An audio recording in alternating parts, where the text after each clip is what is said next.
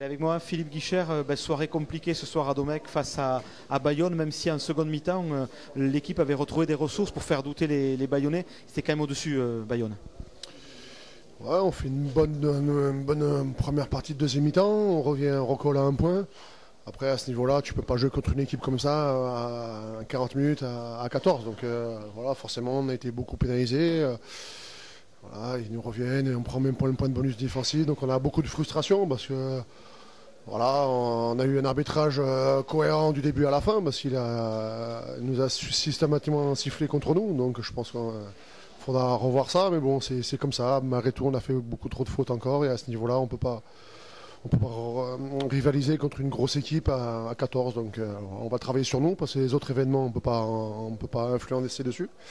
influer. Donc voilà, on va continuer à travailler, et se plonger un peu plus dans le travail. Ce soit hormis la défaite, surtout la blessure de Pillé, Simissi Téléphony et Nel Badiou ce soir qui sont blessés avec un rouge de François. Donc c'est une soirée noire, quoi.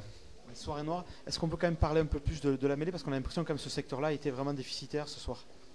Ah oui, déficitaire, beaucoup sanctionné, en rajoutant au fait que une incompréhension de la règle. On fait des réunions à arbitres, on fait des réunions à Toulouse pour expliquer qu'il faut pousser droit, qu'il faut refuser la poussée vers le haut. On a un gaucher qui est connu de tous les arbitres, qui nous a fait ça toute l'après-midi. On n'a pas su trouver les solutions, s'adapter à l'arbitrage, parce que nous, c'est notre boulot aussi de nous adapter à l'arbitrage, on n'a pas réussi.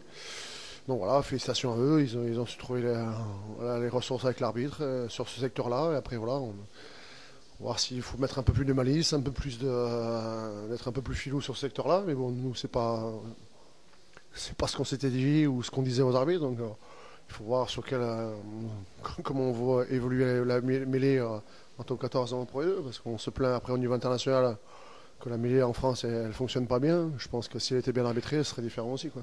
Ok, on va se quitter sur ces paroles, Philippe. Et puis une semaine compliquée de préparation parce que derrière, c'est Lyon et c'est jamais simple d'aller chez Lyon qui tourne pas mal depuis le début de la saison. Ouais, il tourne pas mal, ouais. Oui. Ouais, c'est sûr que c'est pas le plus pratique pour aller à Lyon. Mais bon, voilà, on a vu que nos joueurs ce soir, ils avaient des ressources. On était à moins 14, on est revenu à moins 13 avec d'autres ressources, avec un essai de pénalité, peut-être un carton jaune sur Joël Kofi qui n'a pas été sifflé. Ça aurait pu être un retour dans l'image parce qu'on reprenait l'avantage. Donc voilà, on focalise sur les moins 10 points à la fin, sur le bonus défensif qui nous échappe. Voilà, mais je pense qu'à un moment donné, en deuxième mi-temps, je pense que la victoire était à portée de nos mains.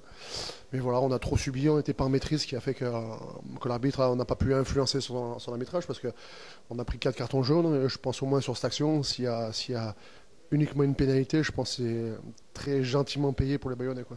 Ok, merci Philippe et donc bonne semaine. Bonne semaine à vous.